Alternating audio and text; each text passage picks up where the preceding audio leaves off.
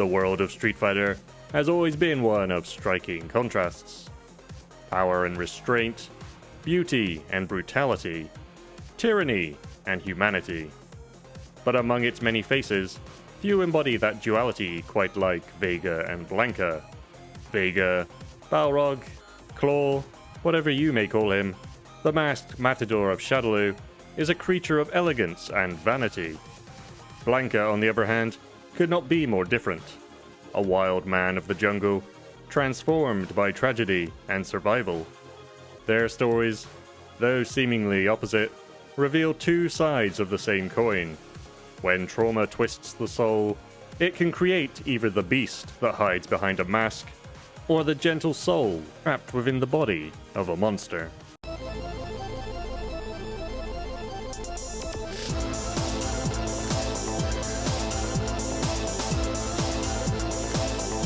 Vega's story begins long before his first appearance in the Street Fighter timeline. Born into Spanish nobility, he grew up in a household divided between two opposing ideals: the refined beauty of his mother's lineage and the harsh brutality of his father. His mother instilled in him a belief that beauty represented purity and strength, while ugliness was a sign of moral decay. When his father murdered her in a jealous rage, those ideas hardened into an obsession. The trauma split Vega's psyche, turning the boy who admired beauty into a man determined to destroy anything he deemed impure. Years before he enters any tournament, Vega devotes himself to two disciplines that reflect his fractured identity. As a bullfighter, he perfects grace, agility, and pageantry, the performance of beauty. As a practitioner of ninjutsu, he embraces the shadows, learning to kill with silence and precision. From both these influences, he creates his iconic style: fluid, airborne movement paired with ruthless lethality. His mask protects his face, his claw keeps the world at a distance, and together they allow him to maintain a pristine image, even while committing acts of violence. By the time of the events of Street Fighter Alpha 3, Vega has already begun working in the criminal underworld, and his talents eventually catch the attention of Shadaloo. He becomes one of the organization's Four Kings, managing assassination operations and serving as Bison's elegant executioner. His allegiance is never ideological, rather he follows Bison out of admiration for the warlord's beautiful vision, and to finally find a worthy opponent, both beautiful and strong. It just so happens that Shadaloo provides a structure where cruelty can be practiced with purpose. That being said, he does show a rare form of admiration for Cammy, who, under the control of Bison as his assassin doll, Killer Bee, started showing signs of independence. Vega is sent to monitor her actions and bring her in, which he does in his Alpha 3 ending. However, when Bison reveals she was to be his replacement body, and that he will now terminate her due to her having her own sense of self, Vega objects, calling Bison a coward. After defeating the dictator, he releases Cammy from the Psycho Drive, allowing her to live in the hopes of someday having both a beautiful and strong opponent.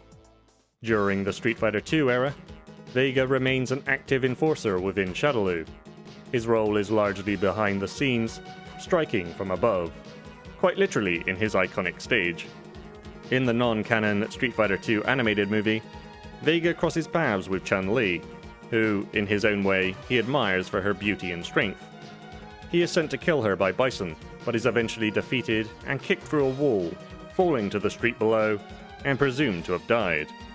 Though this movie is non-canon, in Street Fighter IV, Vega's rival fight is with Chun-Li, who seems surprised to see Vega alive, suggesting they had previously met, and the outcome was similar to the movie. Speaking of Street Fighter IV, here Vega continued to work under Bison, who was returned in a new body.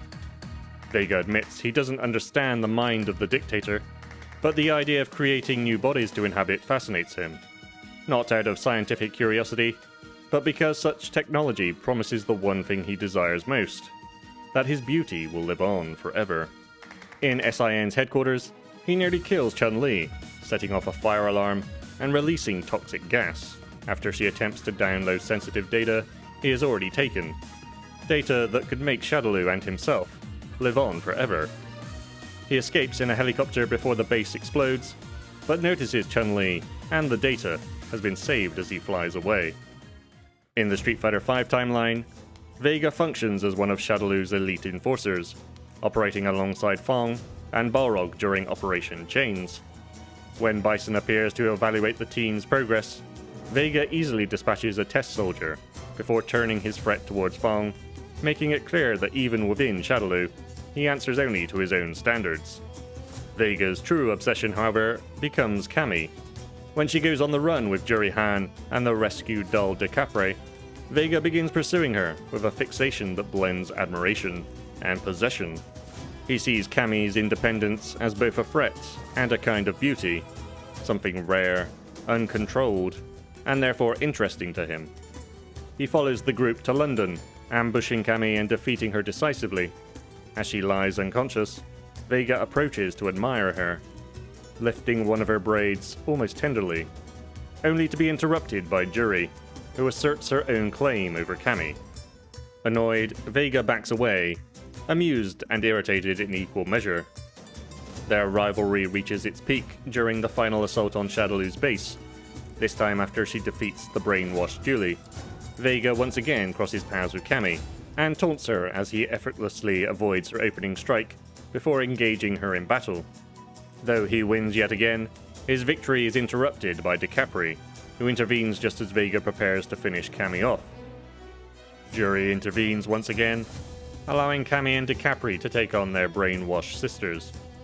With the dolls eventually freed from Shadaloo's control, and Shadaloo's destruction, Vega chooses to withdraw. His exit reinforces a pattern that defines their dynamic. He hunts Cammy not out of loyalty to Shadaloo, but out of a personal fascination. A twisted appreciation for her beauty, will, and the anguish her past inflicts upon her. Though not yet playable in Street Fighter VI, Vega has already made an appearance. Having fully withdrawn from the power structures that once gave him direction, though no longer a part of Shadaloo, one obsession remains: the purity of beauty, and the exquisite chaos Bison once embodied. When asked where he would stand if Bison ever returned, Vega admits he might be tempted to follow him again, not out of a sense of duty, but for the aesthetic of destruction. And, perhaps more strangely, he seems to have taken a young boy into his care, Ignacio, perhaps as a protege who will someday succeed him. Across the series' entire timeline, Vega never truly changes. He grows more refined, more isolated, more entrenched in the beliefs that began as his mother's lessons and calcified into pathology. His beauty becomes a mask for emptiness, and behind that mask is a man who has built his world around an illusion he can never preserve.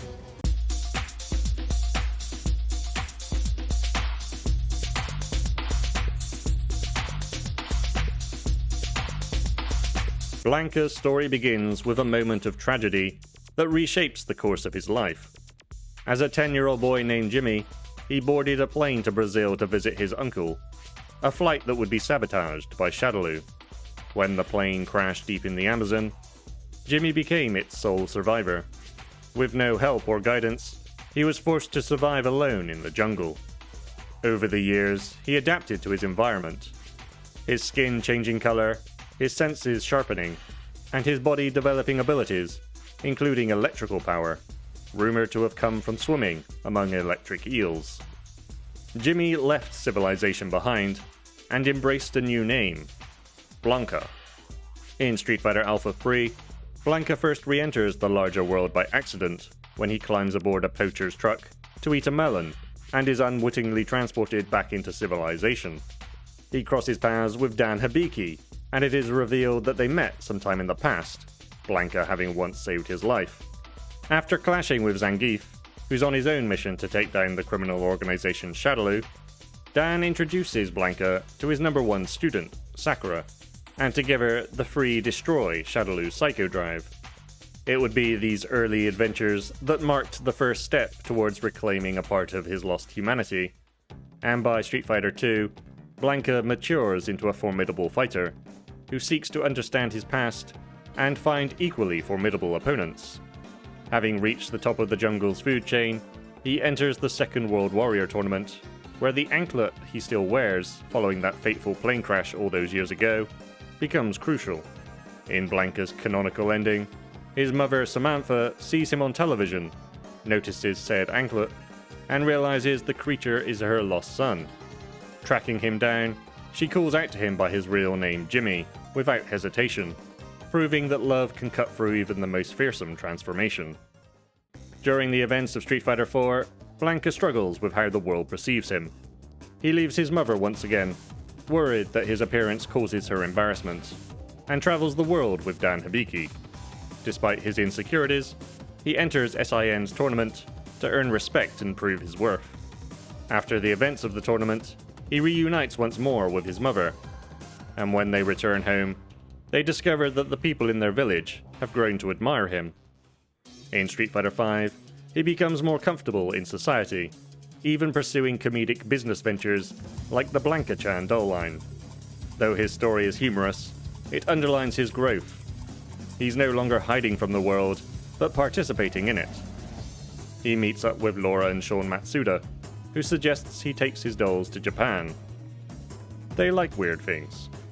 While in the land of the rising sun, he crosses paths once again with Sakura. Though he causes some commotion at her new job, she helps make Blanka-chan dolls popular amongst Japanese high school girls. Maybe. In Street Fighter VI, Blanka has fully embraced his identity, and his entrepreneurial spirit is in full swing. He channels his connection to nature into a new livelihood as an adventure tour guide, leading visitors through the Amazon on a search for the cryptid Blanka-chan. But it's his encounter with Lily that is particularly meaningful. She quickly sees past his costume. Blanka admits he tried to maintain the illusion out of concern for children's dreams, and Lily tells him that the real sprite is the spirit of the jungle within him. It is the kindness, strength, and harmony he carries within himself. Lily's words affirm what Blanka has slowly learned across the series. His timeline is a journey towards peace, acceptance, and identity. Through isolation, rediscovery, reunion, and growth, he becomes one of Street Fighter's most unexpectedly heartfelt characters. A reminder that humanity is found not in one's appearance, but in the connections we build and the compassion we choose to give.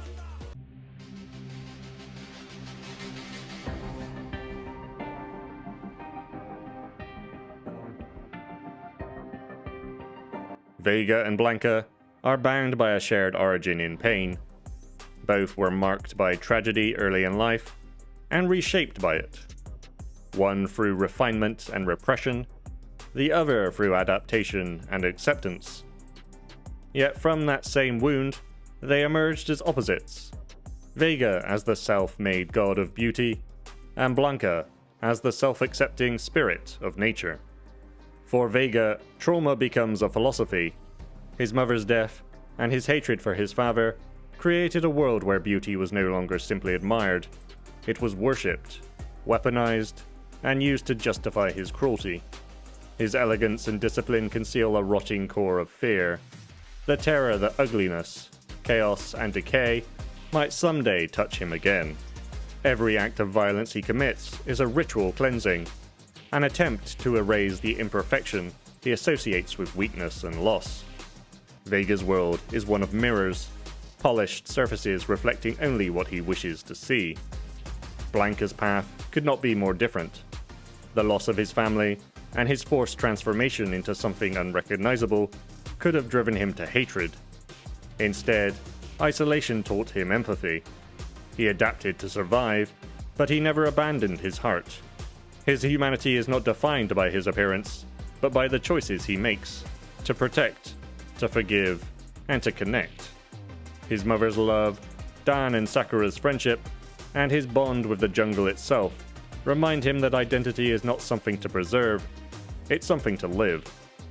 Their contrast speaks to two opposing responses to suffering. Vega controls, curates, and destroys. He takes the pain of his past and shapes it into a monument of perfection, even as it isolates him further from others. Blanka accepts, endures, and grows.